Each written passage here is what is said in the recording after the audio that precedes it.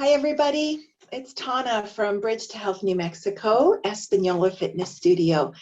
It's Wednesday. What is it? August 4th. Hope you're having a good start to August. Today, I'm going to talk to you about body positivity. This is a really interesting topic.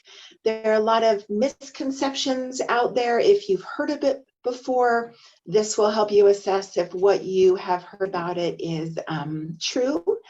And if you've never heard about it before, I think it's a really great thing for us all to be introduced to. You can decide if it resonates with you or not. All right, so as usual in these health education sessions, I am going to share my screen with you for the presentation portion of this half hour today. Then I'll come back and visit with you at the end of the presentation. As usual, if you have any questions, go ahead and leave them in the comments, or you can always reach me here just down the street in Espanola at 505-591-4200, Bridge to Health, New Mexico. All right, let's get ready for body positivity. Let's see. I'm just going to share my screen with you now. And bring up our presentation and get that started.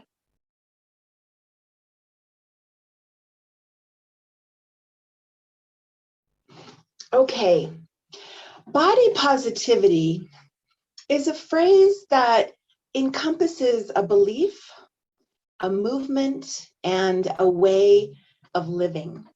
The broad idea is that all people deserve to have a positive body image. We're going to talk about what body image is a little later, but all people deserve to have a positive body image regardless of how society and popular culture view ideal shape, size, and appearance. What this means is that the way that we see our bodies are often formed by popular culture and by society around us. You're going to see in this presentation how skewed that perception can be, and how it has a real effect on our mental health and our physical health and our motivation if we don't have a positive image of our body shape, size, and appearance. So the body positive movement, again, is that all people deserve to have a positive body image. I do want to point out right here at the beginning that body positivity is not an acceptance of not doing the work that we need to do to be as healthy as possible. So there's a misconception that being positive about your body means that you have given up on improvements. That's not at all what it means. What it means is that you are focused on improvements that are realistic, are based in health, not aesthetics necessarily. Sometimes they go together, but not always.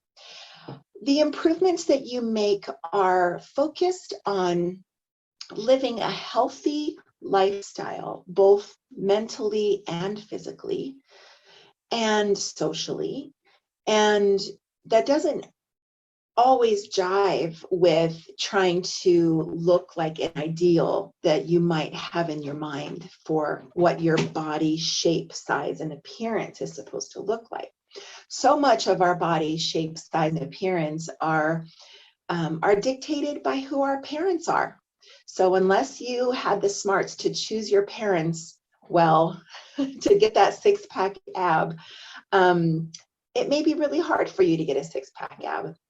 But the body positivity movement says, you know what, that being able to see the muscles in your frontal abdominals is really not the most important thing. What's the most important thing is that you have a strong core that holds your back, that makes you be able to move through your day pain-free, feeling good, doing your activities of daily living. Activities of daily living are things that we need to do to get through our day in a good, positive, happy way. Okay, let's talk about media messages.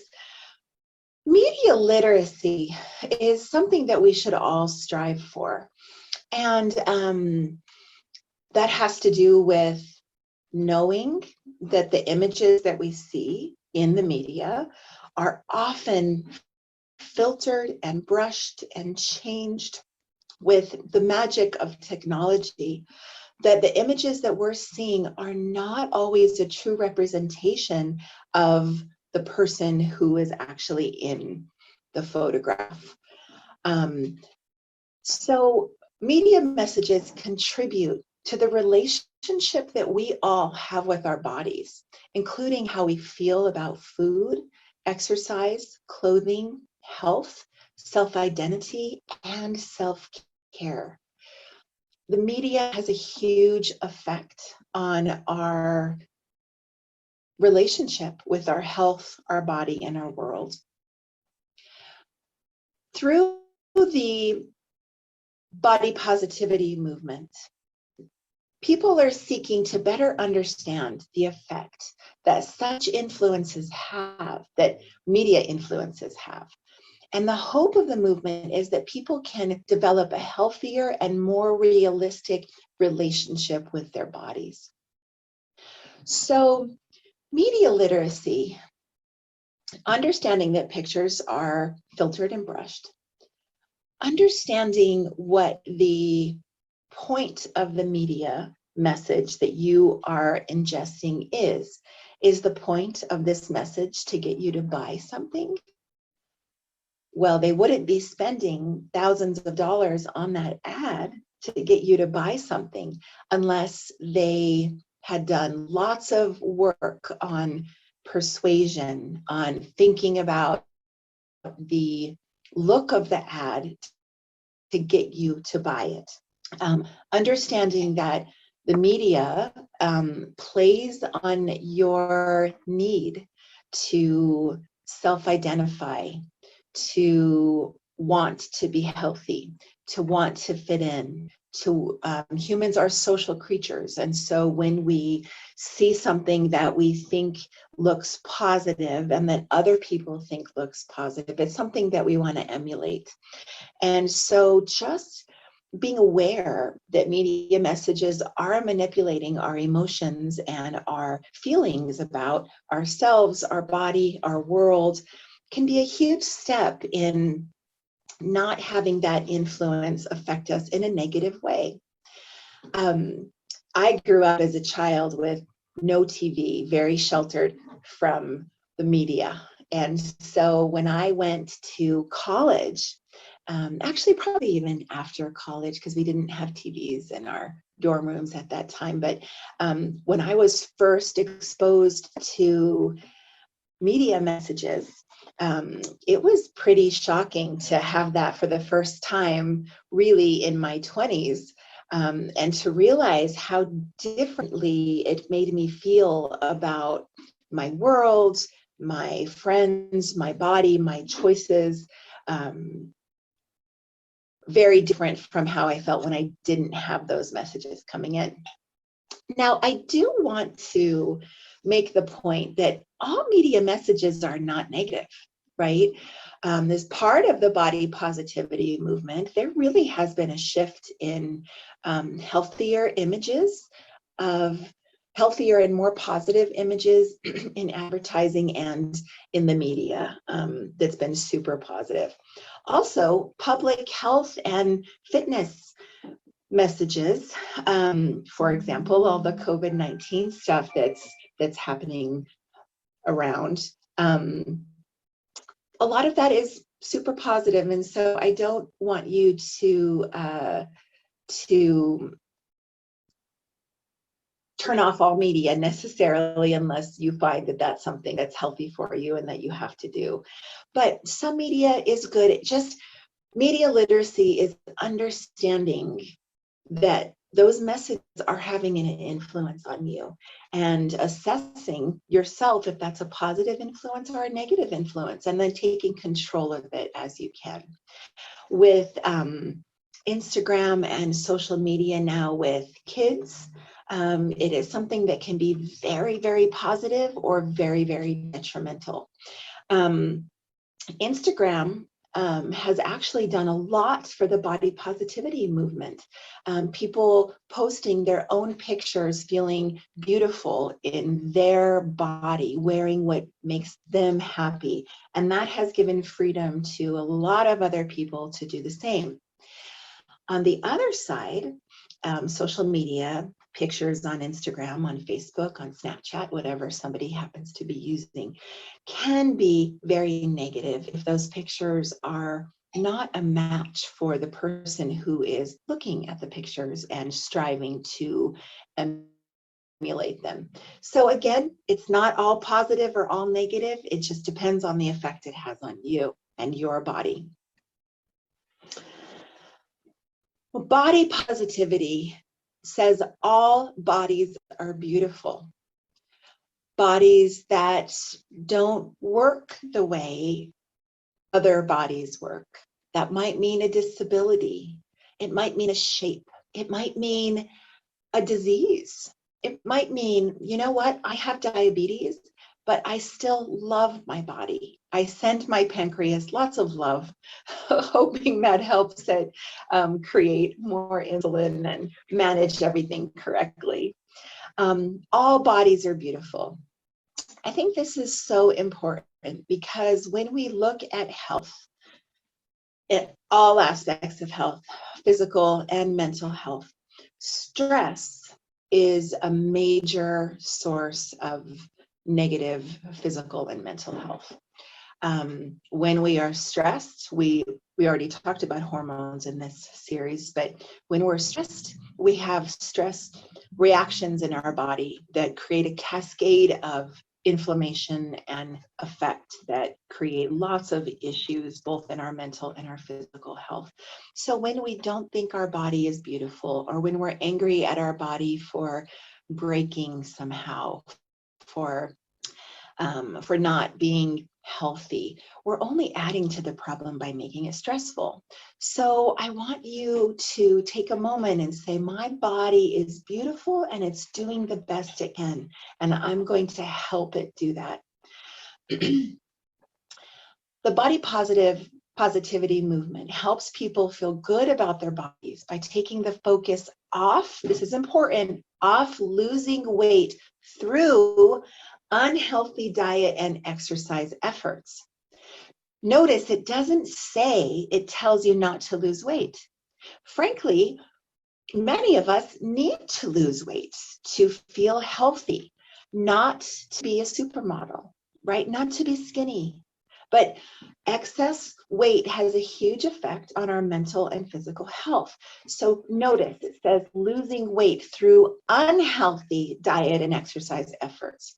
The body positivity movement says if it makes you healthier, by all means, lose weight and exercise in healthy, balanced, positive ways that make you feel good.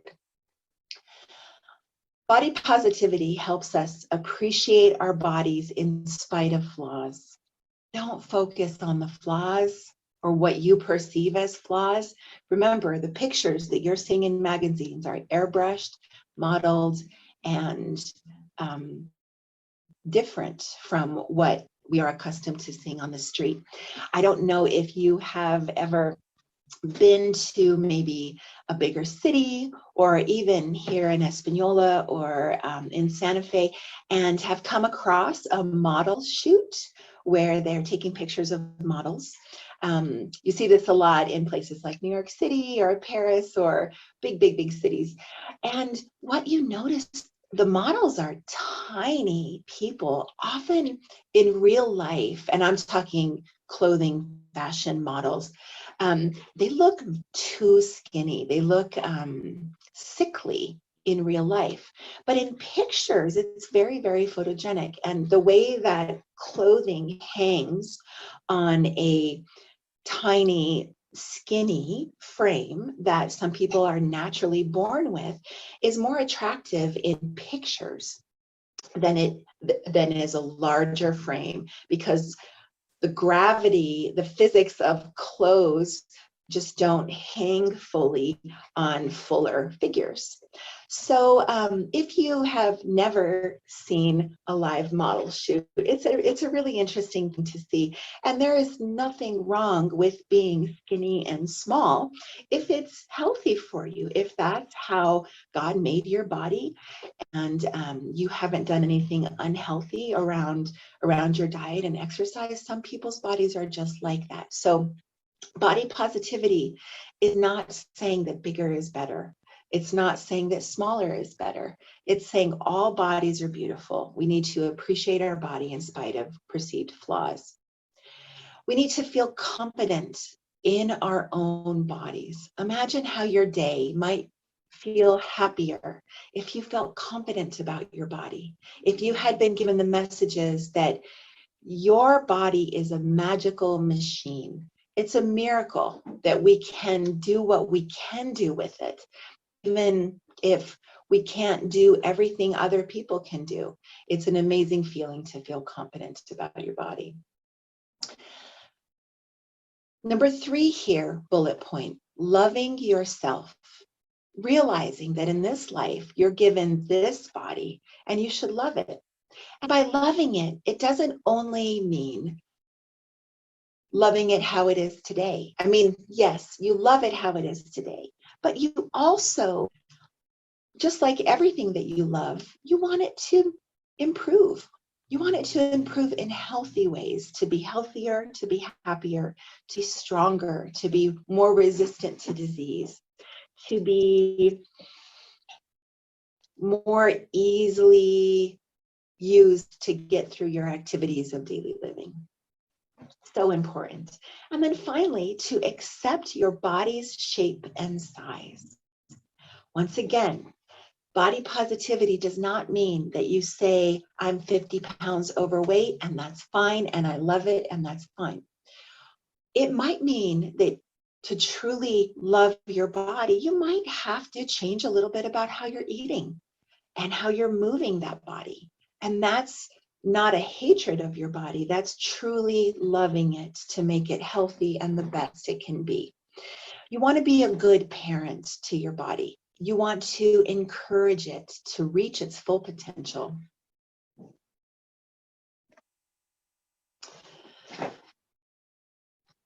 The next thing that the body positivity movement embraces is enjoying the body you have and not beating yourself up over changes that happen naturally due to aging, pregnancy, or lifestyle choices. So for lifestyle choices, I imagine that they're talking about things like, if you choose to be a gardener, you're going to have scratches and bruises on your calves, right? You're going to have ugly fingernails, maybe, because you're playing in the dirt. Don't beat yourself up about having ugly fingernails if those fingernails have been growing vegetables or raising children or doing whatever work you do throughout your day. Don't beat yourself up about aging. This is something that's painful for me to see, especially in females, but it also happens in males to a lesser extent. Females who are ashamed of their age. Now, I am going to be 50 this next year. I definitely dye my hair. So I'm telling you to not dye your hair. I blame my father for giving me white hair that I'll appreciate when I'm 60 or over.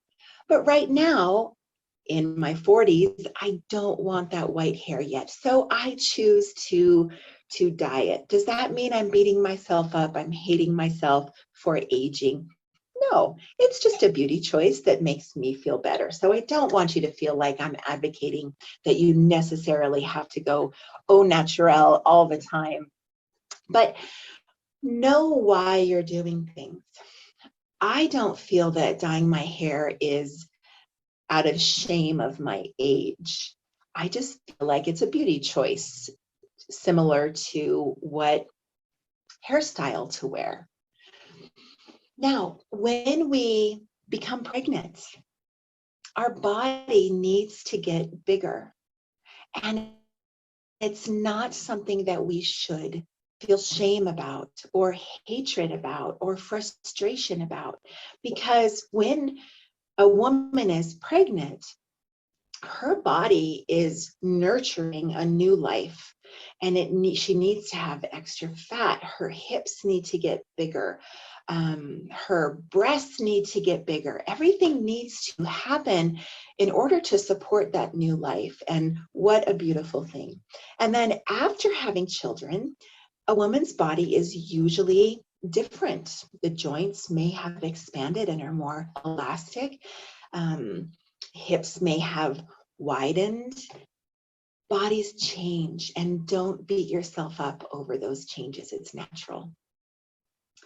Okay, so we talked about aging, pregnancy, and lifestyle. Again, not an excuse to not do what you can to be as healthy as possible, but be realistic about it, right? Aging is something like the most natural thing, right? So if you look at your hands and they look like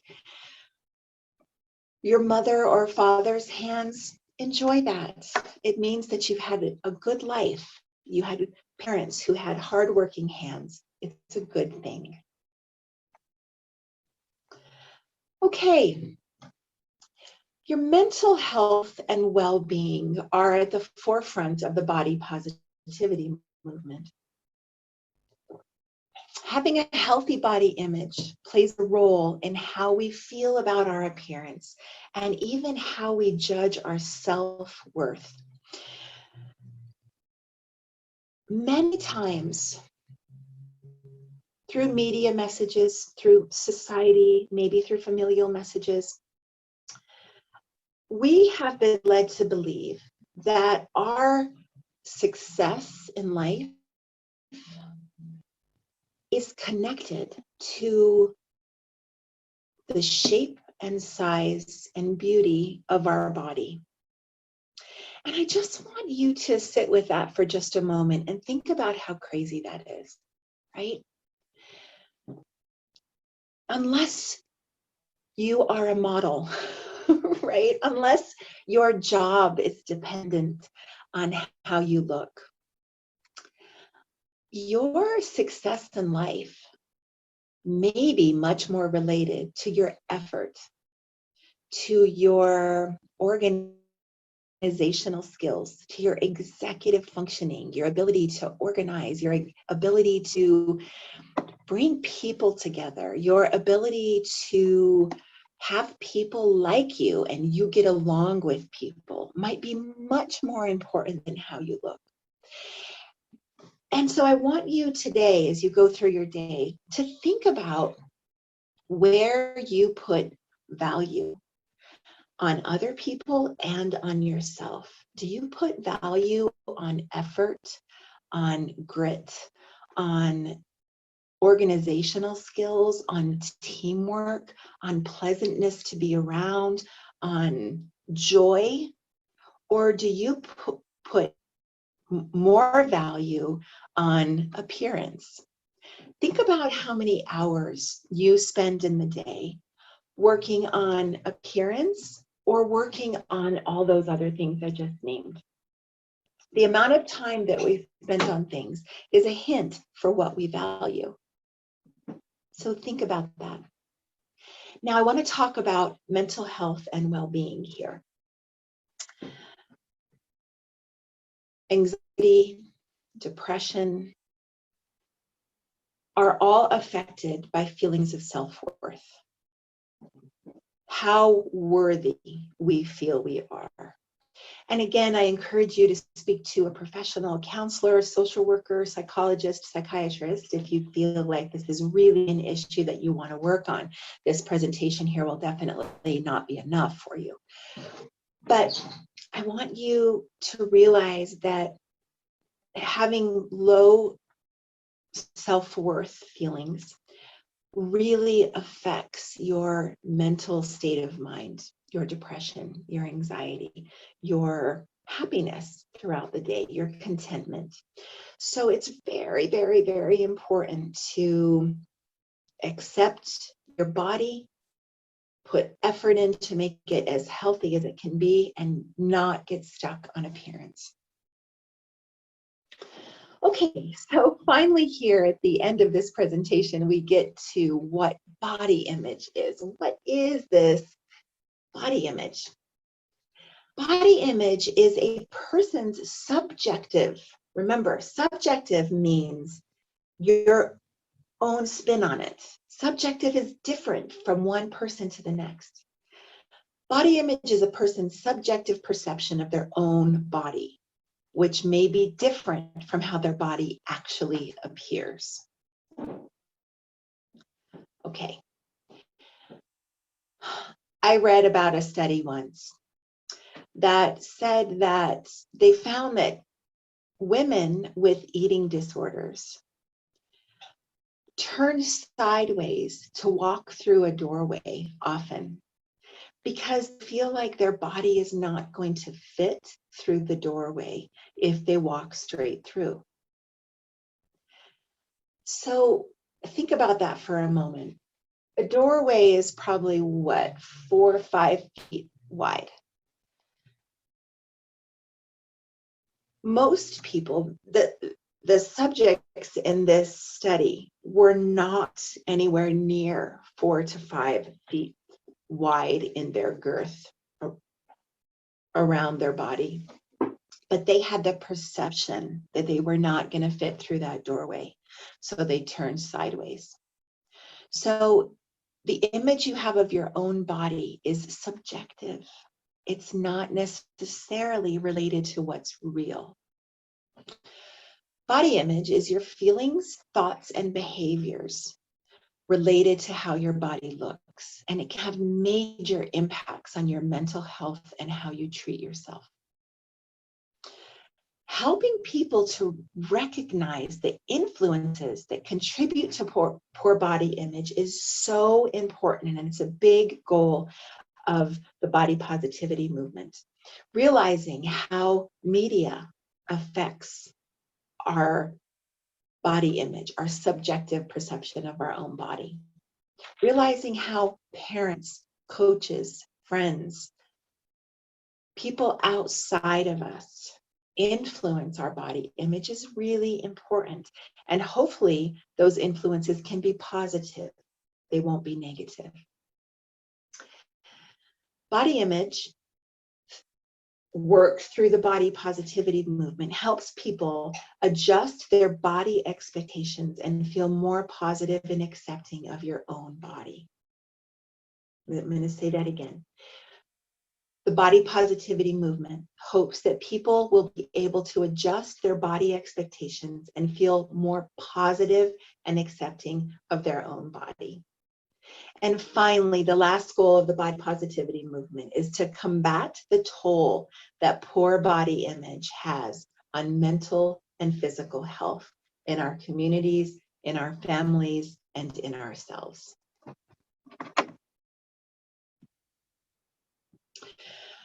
The last concept is body liberation or body neutrality. I think this is a very interesting concept that basically says, hey, instead of body positivity, let's just take our body out of the center of our self-image.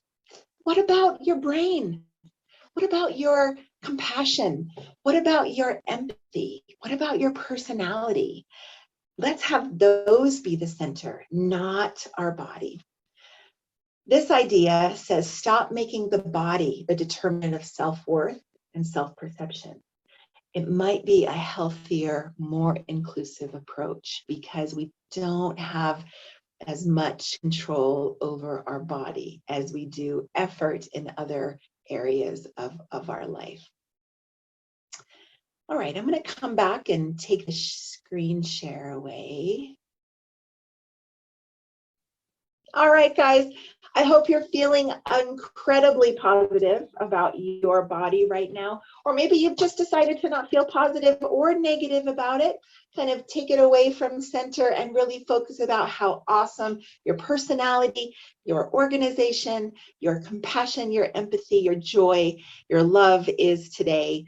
And on that note, I'm going to end this half-an-hour presentation on body positivity. I will see you back in a few weeks for a full 1 hour. Well, we will add some exercises in to help us assess our own body image and how we can maybe improve that a little. Have a wonderful, beautiful day.